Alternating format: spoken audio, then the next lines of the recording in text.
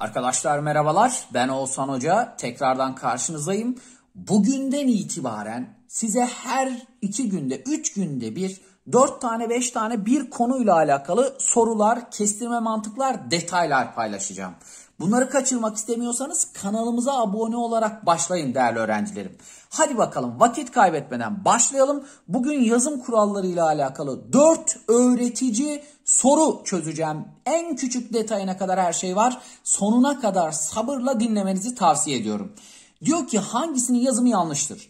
Değerli öğrencilerim, Alpların yazmış. Bunun doğrusu Alplarındır. Peki hocam neden Alplerin değil de Alplarındır derseniz, Alp eski Türkçe kelimedir. Eski Türkçe kelimelerde L kalın okunur.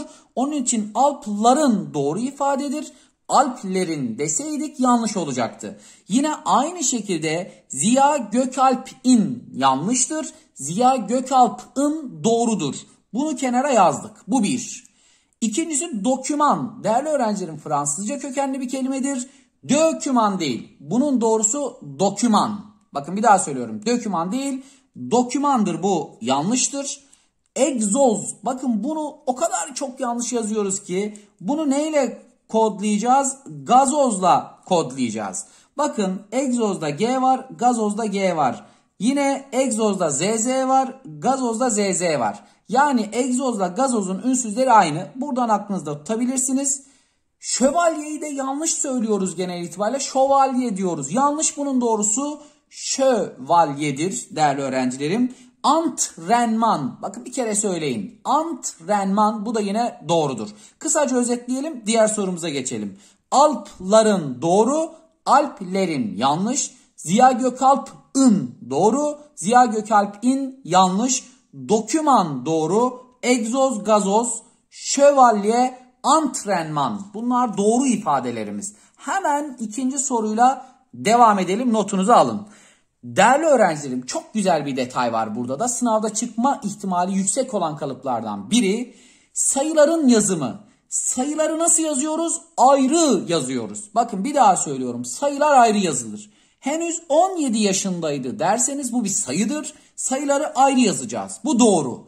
Ancak 3 tane istisna var. Sayılar ayrı yazılır ama 3 istisnası var. Birincisi, oyun isimleri bitişik yazılır. 51 olabilir bu, ya da başka bir kalıp da olabilir. 1 diye 1 mesela, 9 taş mesela, 5 taş mesela. Bunların tamamını bitişik yazıyoruz. İkincisi, notalar da yine istisnadır, bitişik yazılır. 32'lik nota ya da 16'lık nota ya da 64'lük nota, ne diyorsanız notalar bitişik yazılır. Burada ayrı yazmış, yanlıştır. Er eki değerli öğrencilerim, 5'er, 6'şer, 7'şer gibi er eki her zaman bu şekilde harflerle yazılmak zorundadır. Eğer siz bunu şu şekilde yazarsanız bu bir yazım yanlışıdır. Tekrar ediyorum, er eki yazı ile yazılmak zorundadır. 6. dediğiniz zaman burada 6 sonu ne ile bitiyor? I harfi ile bitiyor. Ünlü ile bittiği için NC I diye gelecek. Peki hocam neden böyle? Bakın 6 açtım, ne var? I var.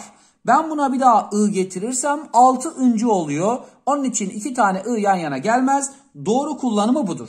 Peki hocam 8 olsa nasıl olurdu? O zaman inci diye gelebilirdi. Çünkü 8'in sonu ünsüzle bittiği için inci şeklinde ne yapabiliriz? Yazabiliriz. Hemen toparlayalım. Kafamıza kazıyalım. Acele etmeyin değerli öğrencilerim. Sayılar nasıl yazılır? Ayrı yazılır. Nerede bitişik yazılıyor? Oyun isimlerinde bitişik, notalarda bitişik, bir de çek senetlerde, bankacılık işlemlerinde bitişik yazılıyor. O da aklınıza kalsın. Er ekini yazıyla yazacağız.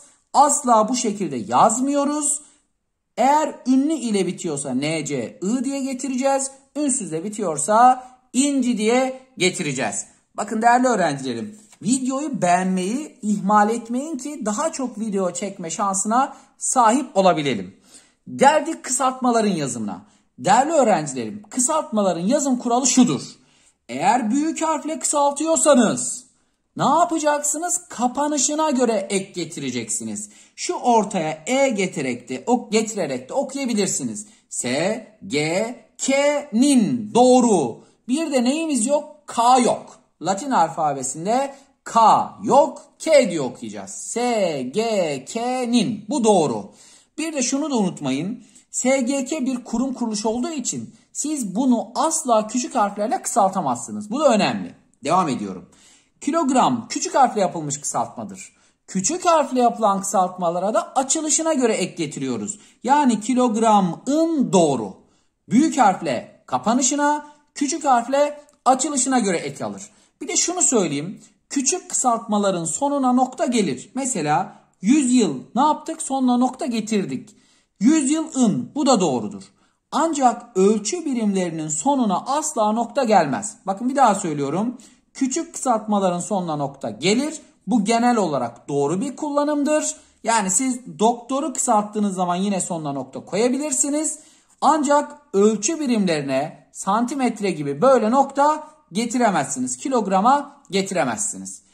Tek büyük harfle kısaltılmış. Ancak bakın SGK gibi değil bu. Bunu tek bir kelime gibi okuyabiliyoruz. Tek in. Yine kapanışına göre tek in diye okuyoruz. Buna da dikkat edin. 100 yılı söyledim. 100 yılı da asla kesmeyle ayırmıyorsunuz. Bakın bu da çok çıkıyor. Bunun doğru yazımı budur. Yani şöyle bir kullanımı yok. Bu da yanlış arkadaşlar. Doğrusu 100 yıl nokta 100 yılın diye getireceğiz. TÜSİAD büyük harfle kısaltılmış. Onun için kapanışına göre getireceğiz. TÜSİAD'ın olmalıydı. Bu ne yapmış? Türkiye Sanayi İş Adamları Derneği'nin yapmış ve yanlış yapmış. Cevabımız Edirne'dir. Evet, diğer sorumuzla devam edelim. Bu son sorumuz değerli öğrencilerim. Hangisinin yazımı yanlıştır? Kitabımızda da yani Oğuzhan Hoca Soru Bankası'nda da bu tarz soru çok fazla var. Bakın şimdi hepsinde yol var. Gördünüz mü?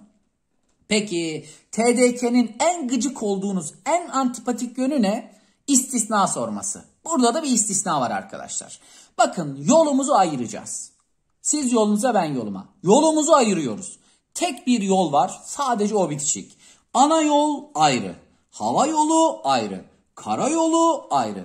Deniz yolu ayrı. Sadece otoyol bitişik. Yolumuzu ayırıyoruz.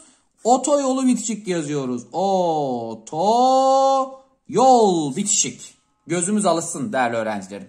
Evet, videomuz burada bitti.